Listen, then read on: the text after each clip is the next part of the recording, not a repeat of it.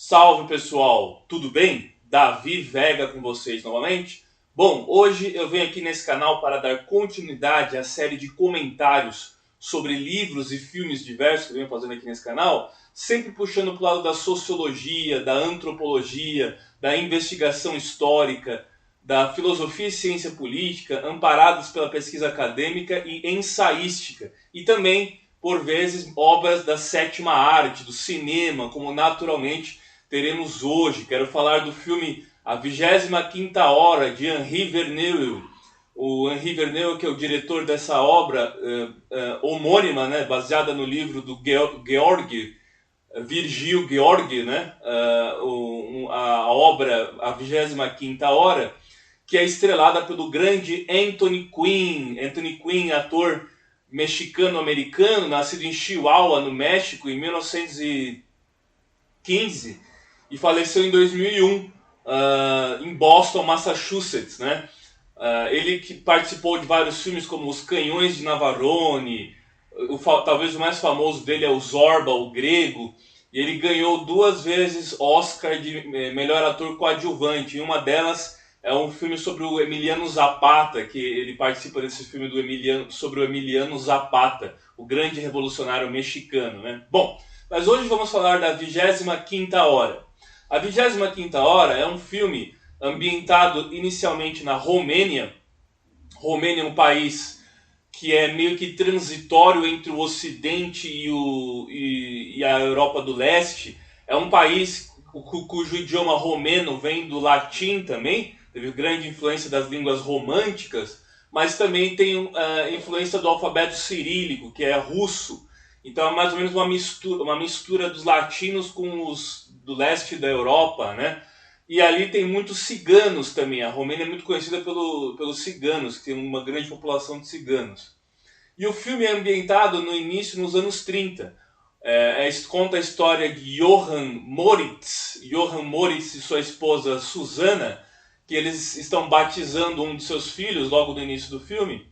E o padrinho do filho dele quer ir para a América, quer emigrar para a América. E o Johann fala que ele já teve vontade de ir para a América também, mas por conta do amor dele a Susana, a sua esposa, ele acabou ficando na Romênia, não emigrou para a América. E o filme vai mostrando uma vida deles felizes na aldeia de Fontana, né? O nome da aldeia dele é Fontana. E aí ele vai mostrando eles felizes ali, dançando danças típicas romenas, muito parecido com aquela dança húngara, né? A valsa húngara clássica romena, né? E aí vai mostrando toda essa vida de um vilarejo de camponeses, agricultores, campesinos, mas todos eles muito felizes vivendo ali, né? A mulher dele ele faz tijolo, né? A mulher dele faz tijolo, eles fazem com barro, tijolos, e ele trabalha numa mina não, né? Numa fábrica de farinha, ele faz farinha também. Então eles são felizes ali. Até que um sargento da polícia, conhecido como Dobresco, ele gosta da Susana, da mulher dele, da esposa dele. E ele chega num certo momento querendo persuadi-la, falando: se seu marido não estivesse aqui, você ficaria comigo? E ela rejeita ele, porque ela gosta do Johann e tudo mais, ela não quer ficar com ele. E ele fala: ainda chegará o dia que você ficará comigo. Bom, no filme mostra também logo no início eles ligando um rádio para ouvir música, e no rádio começa a ter um discurso do Hitler.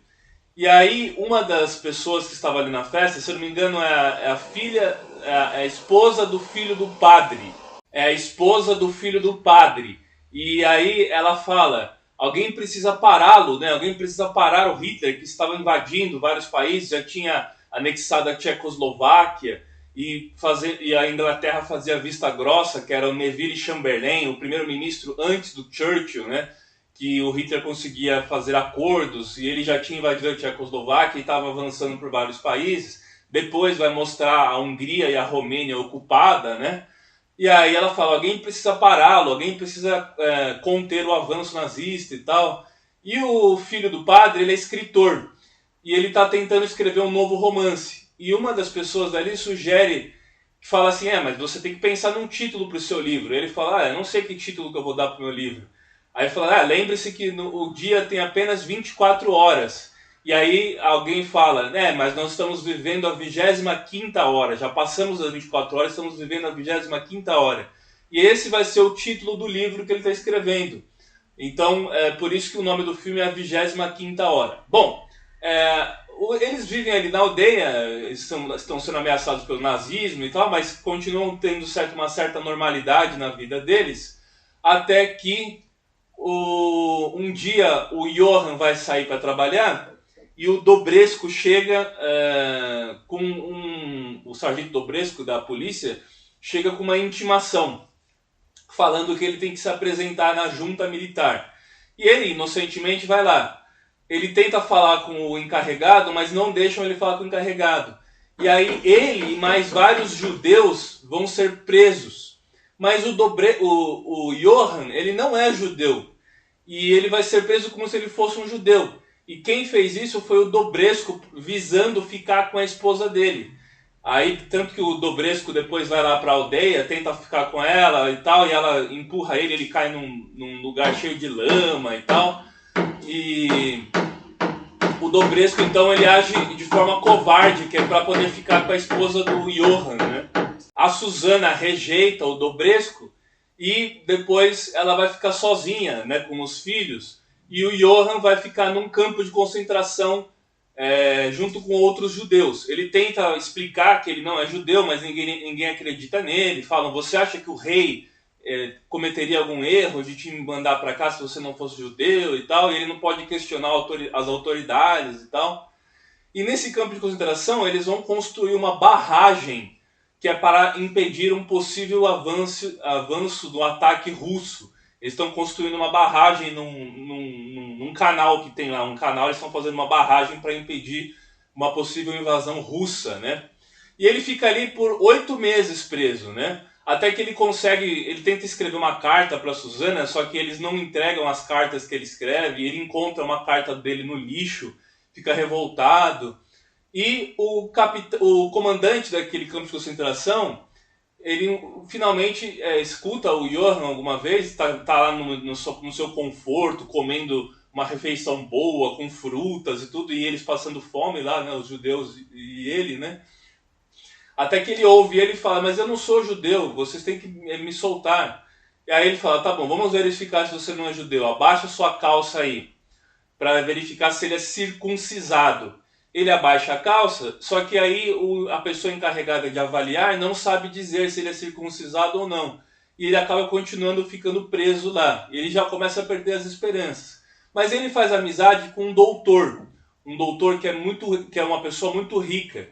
E esse doutor que tinha dinheiro, que era judeu, consegue comprar o comandante desse campo de concentração. E eles conseguem fugir. Ele chama o Johann para fugir junto com ele. E eles fogem desse campo de concentração.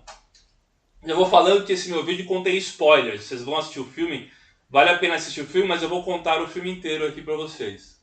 E aí, então, eles fogem do campo de concentração e eles vão para Hungria, para Budapeste, na casa de uns conhecidos desse doutor.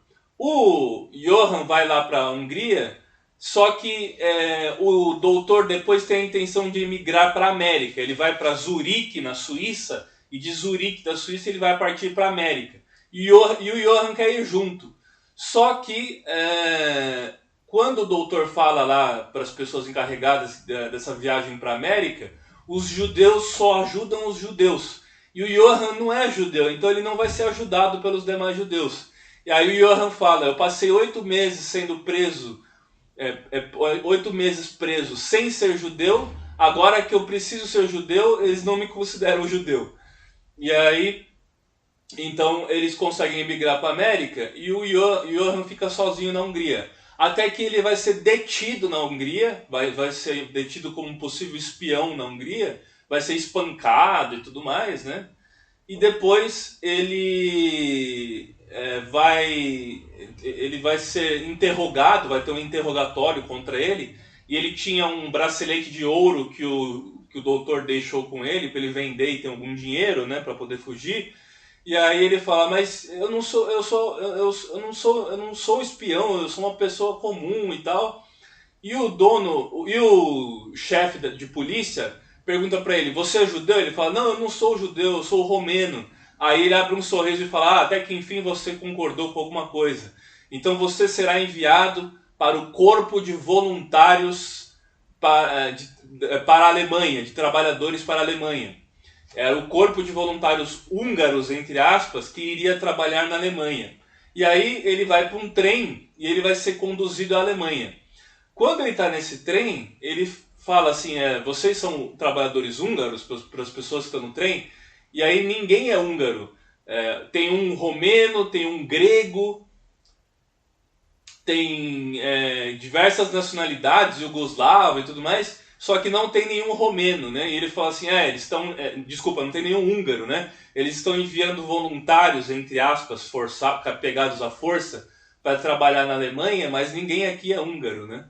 O trem para num campo florido, eles têm que colher flores para colocar no trem, e eles colocam dizeres no trem, viva a Alemanha, viva a Hungria e tal, até que eles chegam na Alemanha para trabalhar em umas fábricas, né? Fábricas de munição, fábricas de guerra, que faziam aparatos de guerra, né?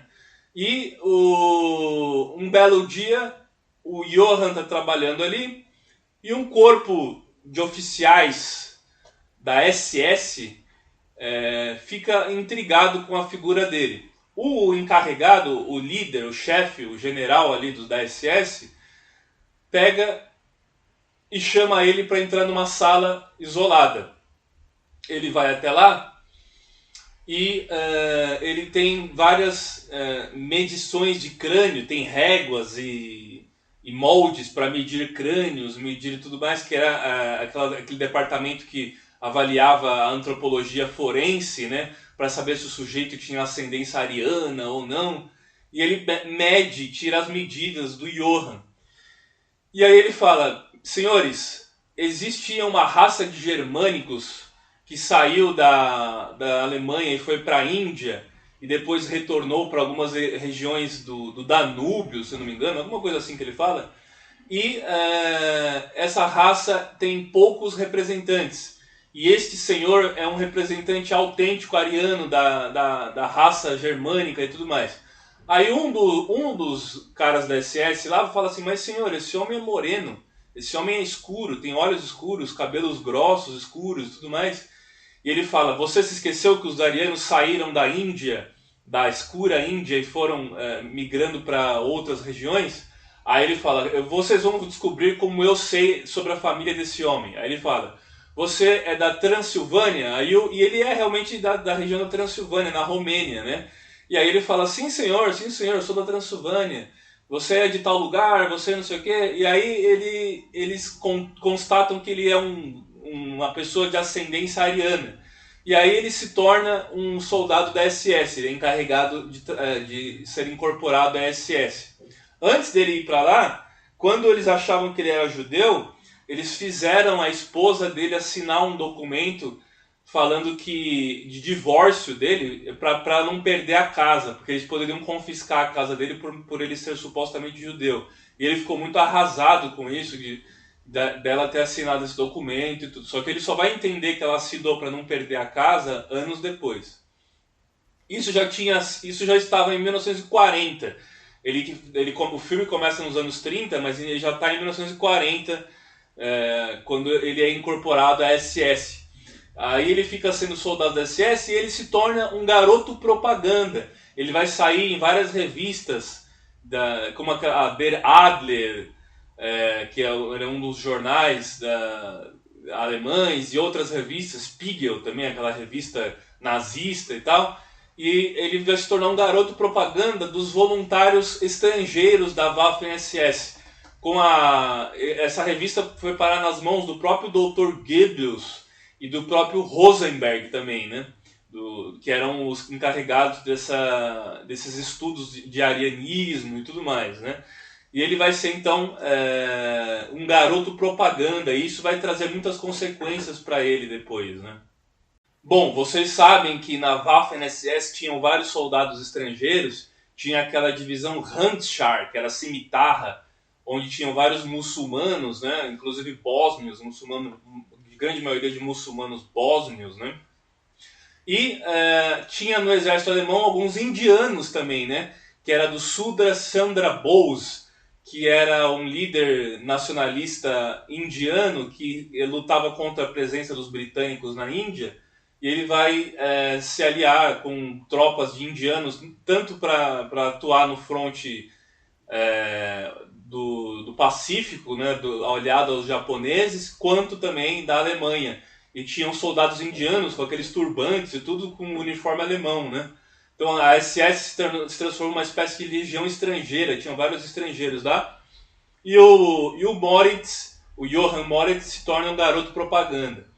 Ele vai passar a guerra como sendo um SS de guarda de um campo de prisioneiros, e lá ele encontra seu amigo escritor, que era filho do padre e tal. E eles vão se encontrar mais pra frente de novo também. Os americanos estavam invadindo aquela região, estavam expulsando os alemães, isso já no final da guerra, e ele vai ser capturado pelos norte-americanos, né? Ele vai ficar preso por um tempo, quando ele, inclusive, reencontra seu amigo escritor romeno, e ele fala, mas por que você está preso aqui num campo de prisioneiros soldados alemães? E ele fala, a Romênia colaborou com a Alemanha nazista, então todos nós somos possíveis criminosos e tal. Eu sou um escritor, então se eu escrevo falando a verdade, eu sou subversivo e tudo mais, então por isso que eu estou preso e tal. Só que ele perde as esperanças, eles ficam um tempão presos ali, ele perde as esperanças e ele vai avançando no alambrado, esse escritor, querendo ser morto, e é executado por um guarda do campo de concentração, né? Bom, aí chega 1946. Em 1946 acontece o julgamento de Nuremberg, né? O julgamento de Nuremberg, e eles estavam passando a limpa e fazendo uma revanche com todos aqueles que apoiaram o nazismo. O Dobresco, o sargento Dobresco na região de Fontana, ali, que é a região dele da Romênia, ele vai ser condenado porque ele colaborou com os nazistas, foi colaboracionista da Alemanha, né? E o Johann Moritz, então, vai ser julgado em Nuremberg também. E aí eles pegam aquelas revistas lá e os livros que foram escritos sobre ele como sendo o ariano modelo e tudo mais, e vão falar, esse homem foi um garoto propaganda das ideias eugênicas, racistas da Alemanha nazista, ele tem que ser preso, tem que ser executado. Só que, quando chega no advogado de defesa dele, ele é um inocente, ele é um coitado, ele não sabe, ele nem sabia por que ele estava sendo um garoto propaganda da SS, tanto que ele fala assim, esse homem diz conhecer minha família, né, o alemão lá. Mas quando ele fala família, ele não está se referindo à família de tronco étnico. Ele está falando da família dele, ele é um coitado, né? E aí, o advogado de defesa dele lê uma carta da Susana, sua esposa, falando que ela se divorciou porque precisou ficar com a casa, os russos invadiram aquela região e ela foi violentada, estuprada pelos russos, e ela engravidou e teve um filho que já tinha 2 anos, aí já está se aproximando aos anos 50 já, né? E aí ela teve um filho que tinha 2 anos, que era fruto dessa violação que ela sofreu dos russos, né? E o Johann Moritz fica desesperado, começa a chorar, né? E todos eles no julgamento de Nuremberg ali, ficam comovidos com ele, e ele ganha absolvição. Percebem que ele é um inocente, que ele foi apenas um coitado, né? E aí ele vai ser inocentado. Então ele volta lá para a cidade dele em 1949, já é 1949, a guerra já acabou, já faz um tempo e tal. E aí ele encontra a Susana e seus filhos na estação de trem esperando ele. Ele encontra ela começa a chorar e tudo. Então, de um mal entendido dos anos 30, ele só vai encontrar ela em 1949.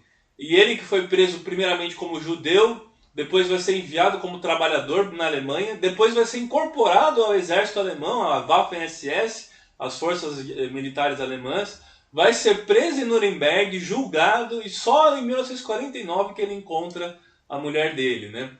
Bom, o livro eu não cheguei a ler, eu estou falando do filme, assisti o filme, vale muito a pena vocês assistirem.